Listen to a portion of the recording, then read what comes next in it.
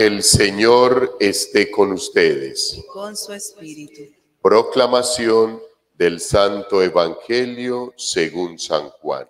Gloria a ti, Señor.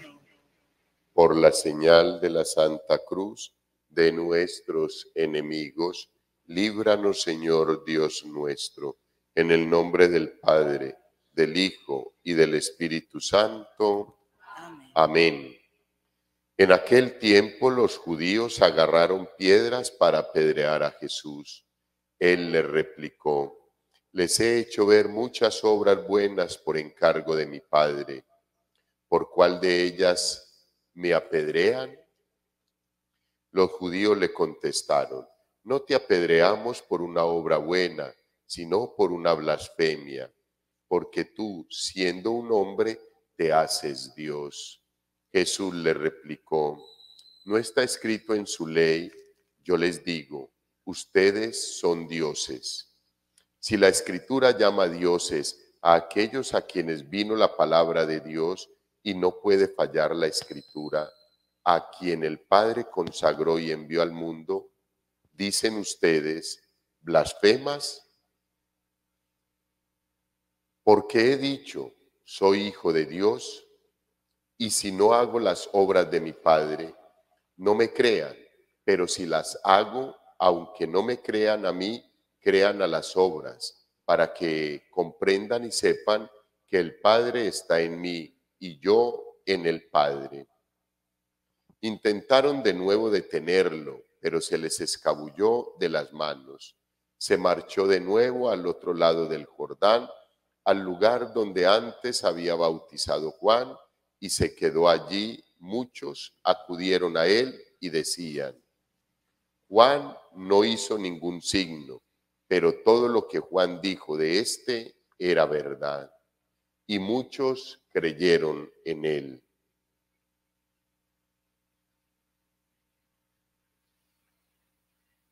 Palabra del Señor. Gloria a ti, Señor Jesús.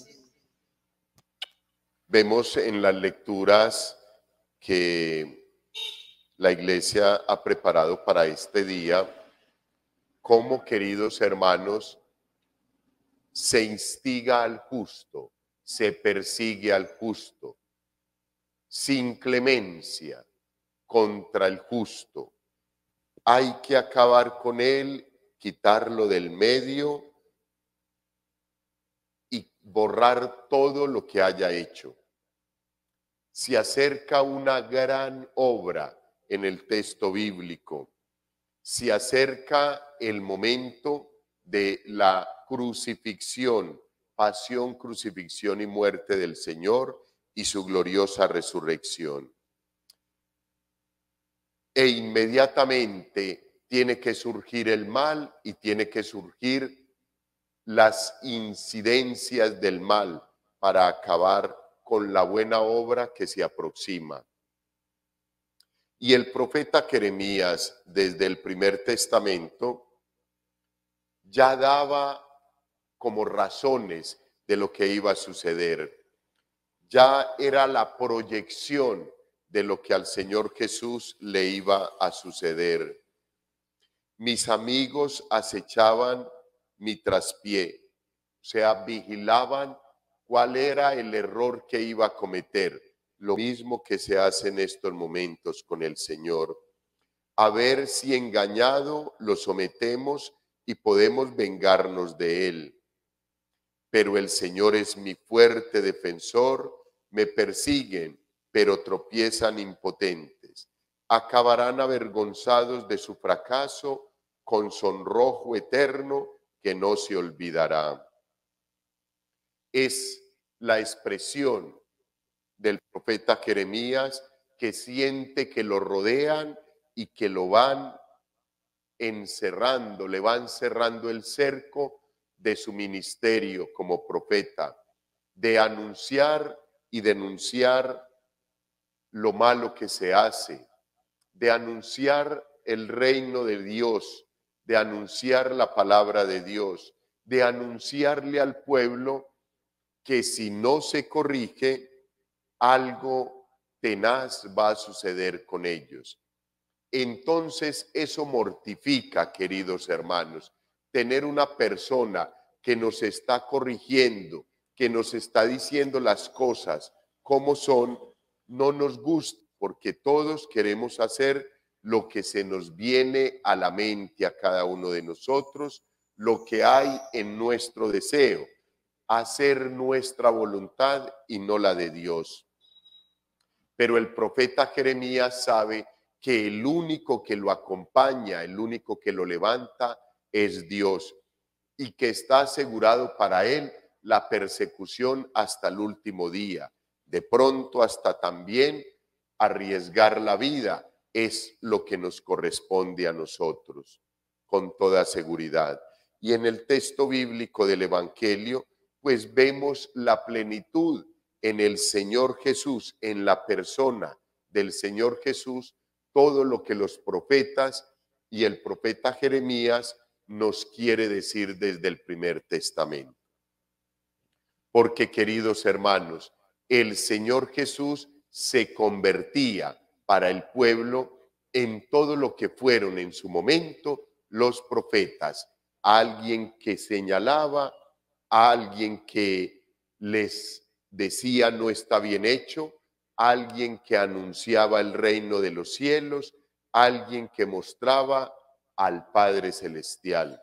Y por eso ellos, a pesar de todos los signos, de todas las manifestaciones portentosas que tuvo el Señor Jesús, ellos insistían en no creerle. De ahí el refrán, no hay ciego peor que aquel que no quiere ver.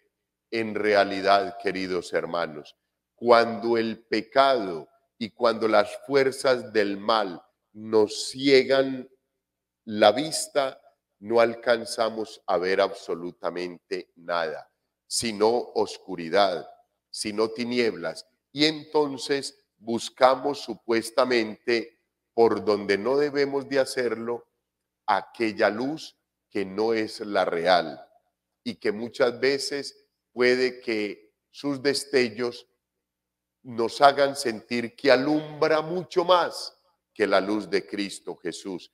Y por eso terminamos siguiendo cualquier otra corriente, cualquier otra persona, menos la persona de Cristo Jesús y menos sus preceptos, sus mandamientos. El texto bíblico del evangelista San Juan nos narra, pues, queridos hermanos, cómo agarraban piedras para apedrear a Jesús. Y él les reclama, queridos hermanos, les he hecho ver muchas obras buenas por encargo de mi Padre. ¿Por cuál de ellas me van a apedrear? Después de estar cumpliendo la voluntad del Padre y de manifestar todos los signos hermosos que el Señor Jesús realizó en medio de nosotros. Realizó en ese tiempo y sigue realizando ahora. ¿Y por qué se blasfema contra él? ¿Y por qué los sacrilegios, las ofensas, las indiferencias, las blasfemias contra su preciosísimo cuerpo y sangre todos los días? Porque durante 2020 años ha permanecido siempre fiel a su pueblo, porque durante más de 2020 años ha estado en medio y en la presencia de la iglesia, en medio del templo, en medio de nuestro corazón, en medio de nuestras vidas, en medio de nuestras familias. Y entonces la sola presencia del Señor nos llama a recogernos, a ser juiciosos, a no dejarnos guiar por otras voces, por otras luces del mundo.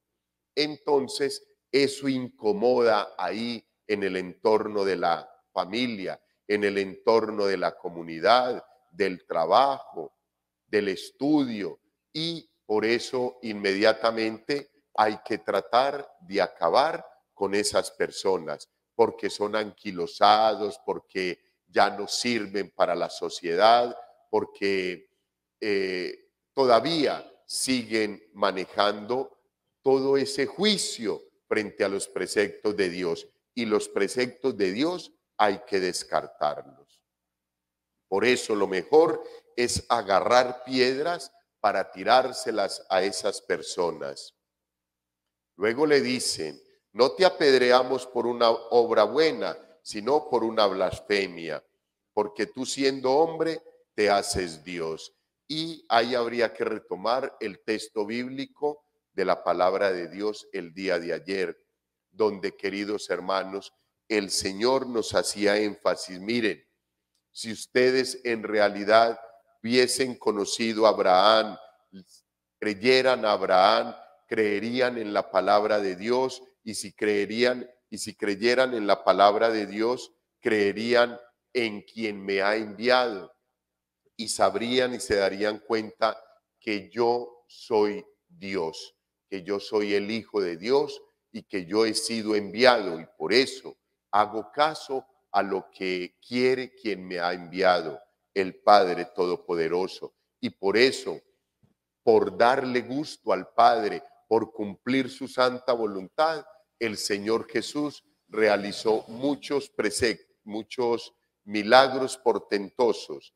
Pero, queridos hermanos, sola y exclusivamente para que se pudiera aumentar la fe y pudieran creer en Él.